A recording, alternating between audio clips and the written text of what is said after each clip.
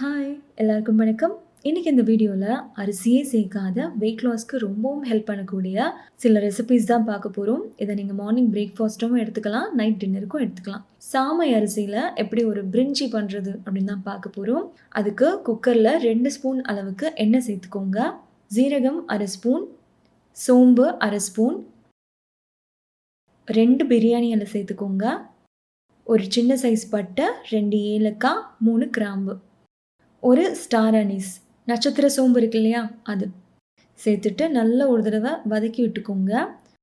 ஒரு medium size பெரிய வெங்காயத்தை நல்லா தின் ஸ்லைஸாக கட் பண்ணி இதில் சேர்த்து நல்லா கோல்டன் ப்ரௌனாக நம்ம வதக்கணும். இந்த அளவுக்கு வதங்கினதுக்கப்புறமா ஃப்ரெஷ்ஷாக அரைச்ச இஞ்சி பூண்டு பேஸ்ட் 1 ஸ்பூன் அளவுக்கு சேர்த்துக்கோங்க. அதோட பச்சை வாசனை போகிற அளவுக்கு மட்டும் நம்ம நல்லா குக் பண்ணிக்கலாம். 2 பச்சை மிளகாய் சேர்த்துக்கோங்க. கூடவே கொஞ்சம் போல் நறுக்குன மல்லி இலை, புதினா இலை சேர்த்துட்டு நல்லா கலந்து விட்டுக்கோங்க. இப்போது 10 போல் பீன்ஸ், அப்புறம் ஃப்ரெஷ் பட்டாணி ஒரு 50 கிராம் அளவுக்கு நான் எடுத்துருக்கிறேன். ஸோ ரெண்டையுமே சேர்த்துக்கலாம். கூடவே ஒரு பெரிய சைஸ் தக்காளியை நல்லா தின் ஸ்லைஸாக கட் பண்ணி இதில் சேர்த்துருக்கிறேன். ஒரு தடவை நல்லா கலந்து விட்டுக்கோங்க. இப்போது இதுக்கு தேவையான உப்பு சேர்த்துக்கோங்க.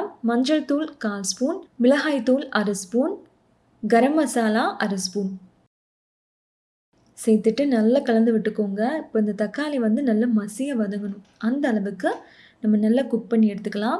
இப்போ இந்த அளவுக்கு குக் ஆனதுக்கப்புறமா ஓவர் நைட் நான் சாமை அரிசியை ஊற வச்சுருந்தேன். 1 கிளாஸ் அளவுக்கு நல்லா வாஷ் பண்ணிவிட்டு ஊற வச்சுருந்தேன். ஊற வச்ச தண்ணியை வடிச்சிட்டு இதில் சேர்த்துக்கோங்க.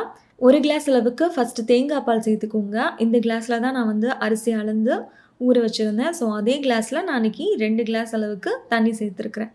1 கிளாஸ் தேங்காய் பால், 1 கிளாஸ் தண்ணி, மொத்தமாக 2 கிளாஸ். நல்லா கொதிக்கிற தண்ணியில் சோயா சங்க்ஸ் ஒரு 10 நிமிஷத்துக்கு மட்டும் போட்டு நல்லா ஊறினதுக்கப்புறமா அதை புழிஞ்சு இதில் சேர்த்துக்கோங்க. கூடவே ஒரு 50 கிராமுக்கும் கொஞ்சம் ஜாஸ்தியாக வேக வச்ச பட்டர் பீன் எடுத்துருக்கிறேன். அதையுமே இதில் சேர்த்துக்கலாம். ஸோ இதில் நம்ம சேர்த்துருக்கிற எல்லாமே rich in protein and fibre தான். உப்பெல்லாம் சரியாக இருக்கான்னு செக் பண்ணி பார்த்துட்டு லிட் போட்டு க்ளோஸ் பண்ணி கரெக்டாக 3 விசிலுக்கு மீடியம் ஃப்ளேமில் விட்டு குக் பண்ணிவிட்டு ப்ரெஷர் கம்ப்ளீட்டாக இறங்கினதுக்கப்புறமா குக்கரை ஓப்பன் பண்ணிங்கன்னா நம்மளோட அருமையான ஒரு பிரிஞ்சி, சாமி பிரிஞ்சி சூப்பர் டேஸ்ட்டில் ரெடி ஆகிடுச்சு. இந்த ரெசிபீஸில் நீங்கள் எது ஃபஸ்ட்டு ட்ரை பண்ண போகிறீங்க அப்படின்னு கீழே கமெண்ட்டில் சொல்லுங்கள்.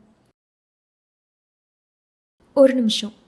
நீங்கள் ஏதாச்சும் லாங்குவேஜ் கற்றுக்கிற இன்ட்ரெஸ்ட் இருந்தால் லாங்குவேஜ் கற்றுக்கிறதுக்காகவே நாங்கள் ஃப்ரீ ஆப்பும் டெவலப் பண்ணியிருக்கிறோம். ஆண்ட்ராய்டுக்கும் இருக்குது, ஆப்பிளுக்கும் இருக்குது. ரெண்டுத்துக்கும் லிங்க் இந்த வீடியோக்கு கீழே டிஸ்கிரிப்ஷனில் கொடுத்துருக்குறேன். உங்களுக்கு லாங்குவேஜ் கற்றுக்கிறதுல இன்ட்ரெஸ்ட் இருந்தால் கண்டிப்பாக செக் பண்ணி பாருங்கள். அடுத்து பார்க்க போகிற ரெசிபி ரொம்ப சிம்பிளான அவல் வச்சு ஒரு கர்ட் ரைஸ் எப்படி பண்ணுறது பார்க்கலாமா?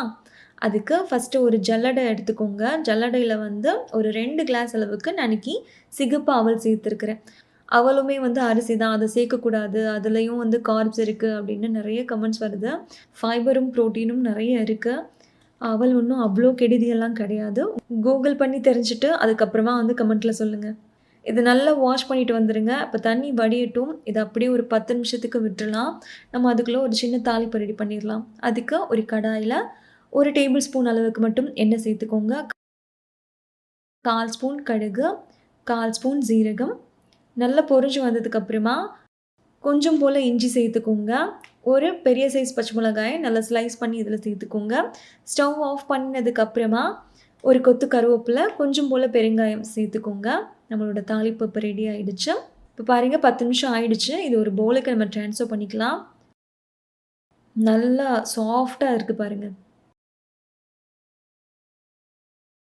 இப்போ இது கூட இதுக்கு தேவையான உப்பு சேர்த்துக்கோங்க. ஃப்ரெஷ்ஷான புளிப்பில்லாத தயிராக சேர்த்துக்கோங்க. தயிரும் பாலும் உங்கள் விருப்பத்துக்கு ஏற்ற மாதிரி நீங்கள் கூட்டவும் செஞ்சுக்கலாம், குறைக்கவும் செஞ்சுக்கலாம்.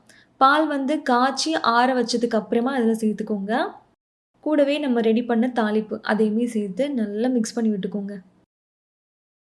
மிக்ஸ் பண்ணிவிட்டு ஒரு 10 நிமிஷத்துக்கு அப்படியே விட்டுருங்க. பாருங்கள் 10 நிமிஷத்துக்கு அப்புறமா நல்லா ஊறி வந்திருக்கு. பயங்கர சாஃப்டாக இருக்குது. ஒரு சிம்பிளான அதே சமயத்தில் ஹை ஃபைபர் இருக்கிற ஒரு பிரேக்ஃபாஸ்ட் தான் இது. கண்டிப்பாக ட்ரை பண்ணி பாருங்கள். ரொம்ப டேஸ்ட்டாக இருக்கும். இது கூடவே ஸ்வீட் கார்னை வேக விட்டு கொஞ்சமாக பட்டர் போட்டு சால்ட், பெப்பர், சில்லி பவுடர்லாம் போட்டு லைட்டாக சாட்டே பண்ணி எடுத்துக்கிட்டேன். ரெண்டுத்துக்கும் காம்பினேஷன் பயங்கரமாக இருந்துச்சு. நீங்களும் கண்டிப்பாக ட்ரை பண்ணி பாருங்கள். ஒரு நிமிஷம்.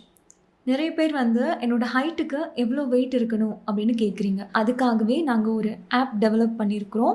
ஆப்போட பேர் வந்து மெஷர் வெல். இந்த வீடியோக்கு கீழே டிஸ்கிரிப்ஷனில் அந்த ஆப்போட லிங்க் இருக்குது. ஃபஸ்ட்டு கமெண்ட்டில் உங்களுக்கு பின்னும் பண்ணுறோம். செக் பண்ணி பார்த்துக்கோங்க. அடுத்து பார்க்க போகிற ரெசிபி சம்பா ரவாவில் எப்படி உப்புமா பண்ணுறதுன்னு பார்க்கலாமா?